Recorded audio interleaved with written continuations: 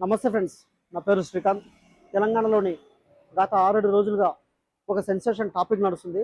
అది ఏమిటంటే కరీంనగర్ ఎంపీ, కేంద్ర హోంశాఖ సహాయక మంత్రి శ్రీ బండి సంజయ్ నగర్ తనయుడు బండి సాయి భగీరథ 17 ఏళ్ల మైనర్ బాలికపై కూల్ డ్రింక్లో మద్యం కలిపి తాగిపించి అత్యాచారానికి పాల్పడ్డాడని ఆ బాలిక కుటుంబానికి చెందిన వారు బషీర్బాగ్ పిఎస్లోని పోక్సో కేసు నమోదు చేయడం జరిగింది.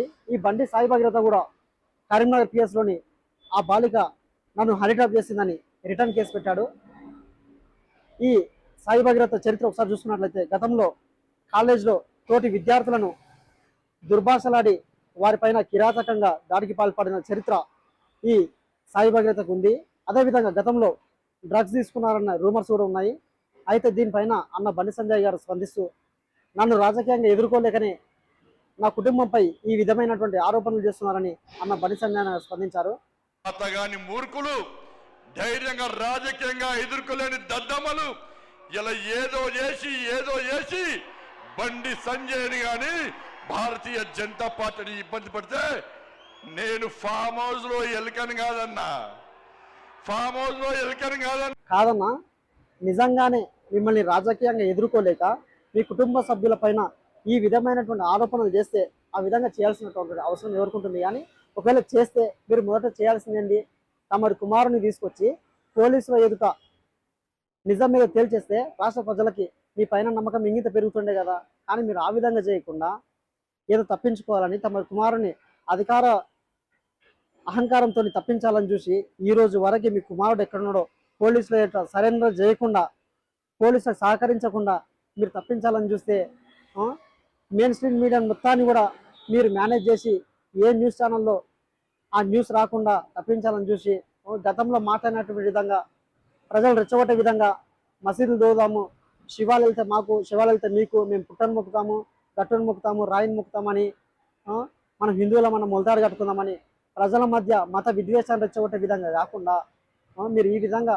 పోలీసులకు సహకరించి నిజాలు తెలియజేస్తుంటే మీ పైన గౌరవం ఇంగిత పెరుగుతున్నాయి కదన్నా. మీరు ఆ విధంగా చేయరు. ఈ ఇష్యూ పైన మీ పార్టీ స్టాండ్ ఏం సార్ అని బీజేపీ రాష్ట్ర అధ్యక్షుడు రామచంద్ర గారిని అడిగితే అది వారి కుటుంబ సమస్య అంటున్నాడు. అది కుటుంబ సమస్య ఎట్లయితుందన్నా? అది కుటుంబ సమస్య ఎట్లయితుంది? తెలంగాణ రాష్ట్రంలోని ఆడపిల్ల పైన అత్యాచారం జరిగితే అది కుటుంబ సమస్య ఎట్లయితుంది? అంటే వీరి యొక్క ఆలోచన ఏందో ఈ మాటల లోపల తెలిసిపోతుంది. అంటే అధికారాన్ని అడ్డం పెట్టుకొని వారిని తప్పించేటువంటి ధోరణి పూర్తిగా కనిపిస్తుంది. బీజేపీ అంటేనే మణిపూర్లో భారత మాతకి బట్టలు ఇడిపి బజార్లో నడిపించిన ఈ బీజేపీ పాలిత రాష్ట్రంలో వారికి చరిత్ర ఉంది. కాబట్టి మరొక మణిపూర్, మరొక ఉత్తరప్రదేశ్ మన తెలంగాణకి ఆ దౌర్భాగ్యకరమైనటువంటి స్థితి పడ్డదనుకుంటే మన తెలంగాణ మనమే రక్షించుకోవాలి. ఇలాంటి దుర్మార్గాలను కఠినంగా శిక్షించాలంటే ఈరోజు మెయిన్ స్ట్రీమ్ మీడియా పూర్తిగా మేనేజ్ చేయబడింది. మనమే ప్రతి ఒక్కరు కూడా దీనిని షేర్ చేస్తూ ఖండిస్తూ మీ గలాన్ని విప్పాలని కోరుకుంటూ, గద్దరన్న 20-30 సంవత్సరాల కిందనే ఇలాంటి పరిణామాల్ని ఉద్దేశించి ఒక పాట పాడినాడు. దానికి ఈ నేటి పరిస్థితులు అద్దం పడినట్టుగా ఉన్నాయి.